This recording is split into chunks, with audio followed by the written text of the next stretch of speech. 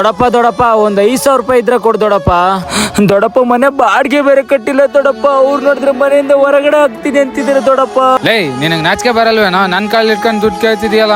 ಸಾಗರದ ಅಲೆಗೂ ನನಗೂ ಒಂದೊಂದ್ಸಲ ಅನಿಸ್ತಾ ಇರುತ್ತೆ ದೊಡಪ್ಪ, ನಮ್ಮ ಅಪ್ಪ ಏನಾದ್ರು ಇನ್ನೂ ಸ್ವಲ್ಪ ದಿನ ಬದುಕಿದ್ರೆ ಚೆನ್ನಾಗಿರ್ತಿತ್ತಲ್ಲ ದೊಡಪ್ಪ. ಅಷ್ಟೇ ಅಲ್ಲ ದೊಡಪ್ಪ, ನಮ್ಮ ಅಪ್ಪ ಏನಾದ್ರು ಇವತ್ತು ಬದುಕಿದ್ರೆ 5,000 10,000ಕ್ಕೆ ಬೇರೆ ಕಾಲಿಡಂತ ಪರಿಸ್ಥಿತಿ ಬರ್ತಿರ್ಲಿಲ್ಲ ಅನ್ಕೋತೀನಿ ದೊಡಪ್ಪ. ನನಗೂ ಅವಾಗ ಅನಿಸ್ತಾ ಇರುತ್ತೆ ದೊಡಪ್ಪ, ಇವತ್ತೇನಾದ್ರೂ ನಮ್ಮಪ್ಪ ಬದುಕಿದ್ರೆ ನಾನು ನಮ್ಮಮ್ಮ ನಮ್ಮಪ್ಪ ಎಲ್ಲ ಒಂದ್ ಕಡೆ ದುಡ್ಕೊಂಡು ಚೆನ್ನಾಗಿರ್ತಿದ್ವಲ್ವಾ ದೊಡಪ್ಪ.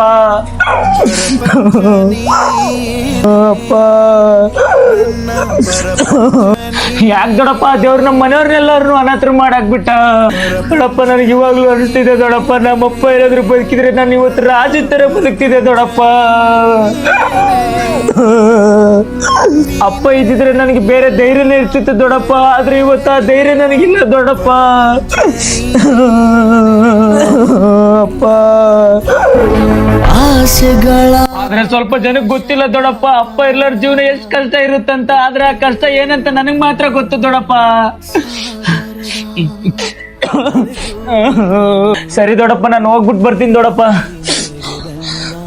ದಯವಿಟ್ಟು ನಿಮ್ಮ ಅಪ್ಪ ನಿಮ್ ಜೊತೆ ಇರ್ಬೇಕಾದ್ರೆ ಅವ್ರ ಬೆಲೆ ಏನಂತ ಅರ್ಥ ಮಾಡ್ಕೊಂಡು ಅವ್ರನ್ನ ಚೆನ್ನಾಗಿ ನೋಡ್ಕೊಳ್ಳಿ. ತಂದೆ ಜೊತೆಗಿದ್ದಾಗ ತಂದೆ ಪ್ರೀತಿ ಏನಂತ ಅರ್ಥ ಆಗಲ್ಲ. ಎಲ್ಲ ಅರ್ಥ ಮಾಡ್ಕೊಂಡು ಜೀವನ ಮಾಡ್ಬೇಕಾದ್ರೆ ತಂದೆನೇ ನಮ್ ಜೊತೆ ಇರಲ್ಲ. ನಾನು ಹೇಳಿದ್ದೇನಾದ್ರೂ ನಿಮಗೆ ನಿಜ ಅನ್ಸಿದ್ರೆ ಎಸ್ ಅಂತ ಕಮೆಂಟ್ ಮಾಡಿ. ಆದಷ್ಟು ಈ ವಿಡಿಯೋ ಏನಾದ್ರೂ ಇಷ್ಟ ಆದ್ರೆ ಶೇರ್ ಮಾಡಿ ಮತ್ತೆ ಫಾಲೋ ಮಾಡಿ.